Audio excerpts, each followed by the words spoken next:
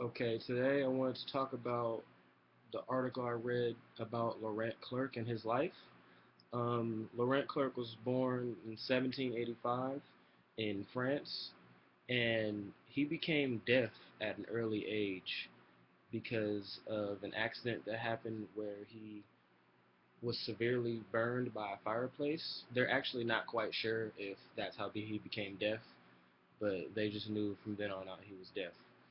Um, He actually didn't attend school until he was 12 years old when his uncle actually enrolled him in school.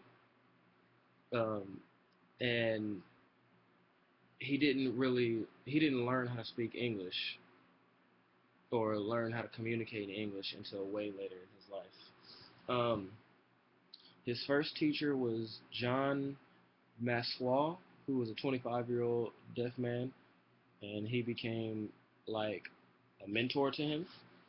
Um, Apparently, Clerc excelled in his studies, his academic studies. He was very intelligent, um, to the point where that when he got older in 1805, he was assigned as or hired as a teacher. Um, he eventually went on to meet Gallaudet in Europe, and Gallaudet was so impressed with him that he wanted to take Clerc with him over into America so they could start a deaf school there. Um, Clerc was hesitant to go at first because he thought he would never see his family again, and then he initially agreed, and then they said that he would only be over there for 3 years, so he wouldn't stay away from his family for too long.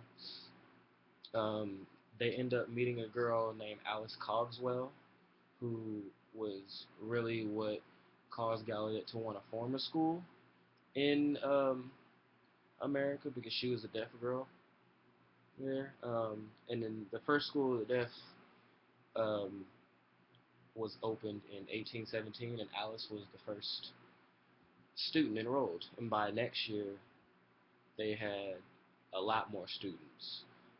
They ranged between the ages of 10 and 51. Um, and then the rest of the article just talks about the rest of Clark's life. He married a woman named Eliza Boardman in 1819. They had 6 children together. He actually did go back to visit France in 1820. Um, Apparently, he was very influential until his death in 1869. He died when he was 83 years old. And yeah, that's what the article about was about Laurent Clerc.